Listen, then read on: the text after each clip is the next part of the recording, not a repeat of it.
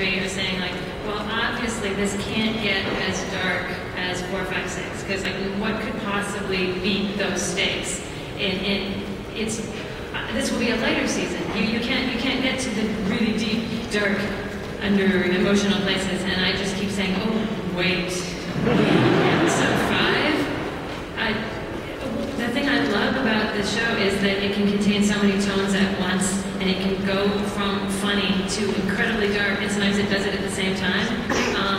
And yeah, if you are feeling hungry for dark chocolate and you have been getting milk chocolate, wait for episode 5. Wow.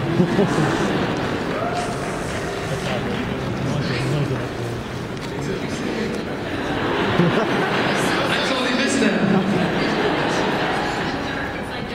Oh yeah, oh yeah. Dark and delicious. Oh yeah.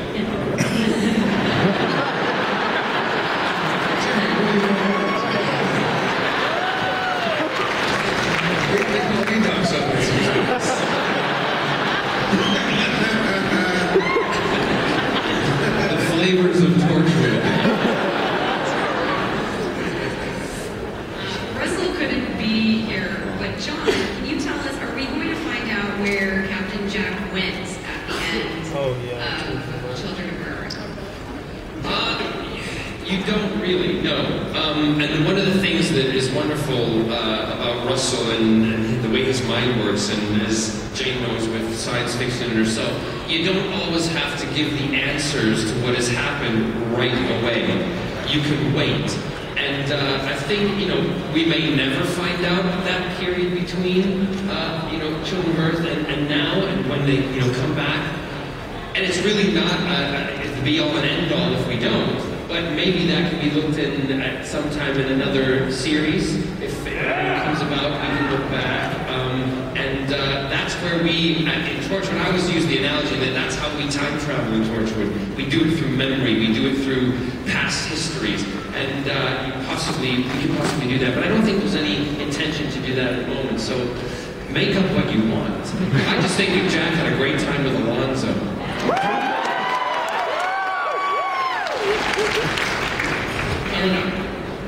There is a very vocal number of Torchwood fans who miss Yato. And soon, Jack will be very randy, and he will move on from Yato, or at least that's how it seems. Soon he will be? He's always. And we're going to see it. We're really going to see it. And how is that possible? How could Jack move on from Yato? No, I don't. And listen, we as a show love the fact that you are all passionate about the characters, and that's what makes us thrive when we go to work and make things more interesting. The one thing that we are is a drama, and in a drama you have to do things that unfortunately will upset and cause change. And I have to say this on behalf, because even I get a lot of letters and mail. It wasn't our decision. It wasn't our fault. But in order to move the drama on, we had to do, something drastic. We had to change. We had to cause a little bit of a commotion. He is still remembered and mentioned, and those of you who were at the preview last night, for F3, there was a mention. We always mention things in our past and history, but it was, as Russell said, it was the right move that we made in order to, shake things up a bit. And the fact that you got so upset and passionate about it was exactly the reaction that we hoped and wanted, because it means that you're committed to the characters and to the show. And, that's just how it happened and what's going to happen. But Jack's going to have another involvement. Yes. I can tell you, it's absolutely fantastic story. It's episode 7. Yes, but people are making an assumption that episode 7 is Jack moving on post-Yato. No. It you have to figure that one out. It doesn't have to be that. But it's, and you learn a lot about Jack and Gwen in that episode, and you also have the relationship. And one thing I'm exceptionally proud of, I know Eve is, I know Russell is, I know Jane, everybody who's involved.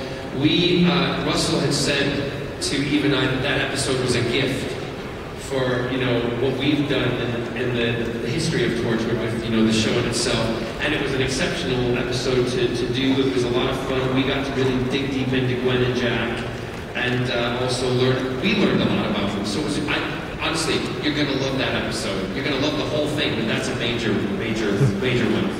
Quite heavy and shocking. Viewers will soon be able to hear Gwen's American accent. Spoiler, and I thought maybe Eve wanted to give us a sample of it. Right? Please don't put her singing like that. I mean, just off the cuff,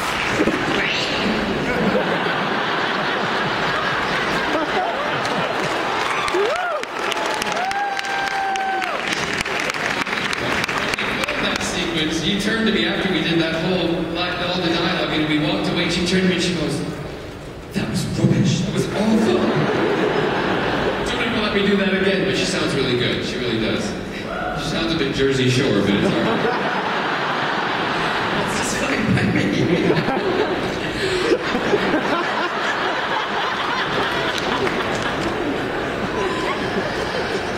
Hot diggity. Mackay, do your Welsh accent. Yeah.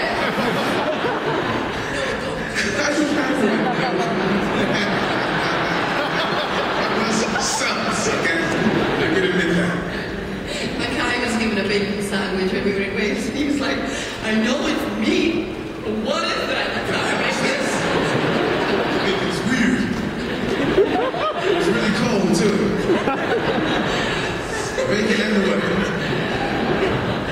We finished filming a sequence which you've already seen, which was on the beach in episode 1. And Mackay, you know, it's cold in Wales on Rosilly Beach, and Mackay, we all arrived. It was fine, everything, you know, he was in his big puffy coat, and he's looking good, and Eve and I have got long underwear on and everything, because we're all prepared, and we do the whole sequence.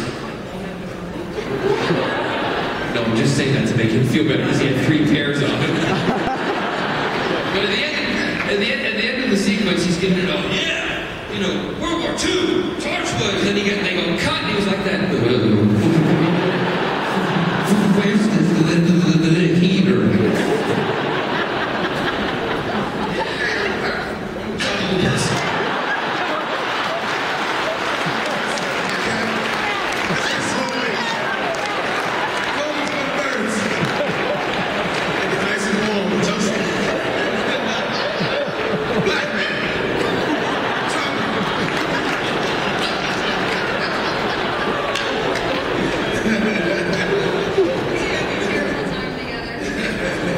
Clearly.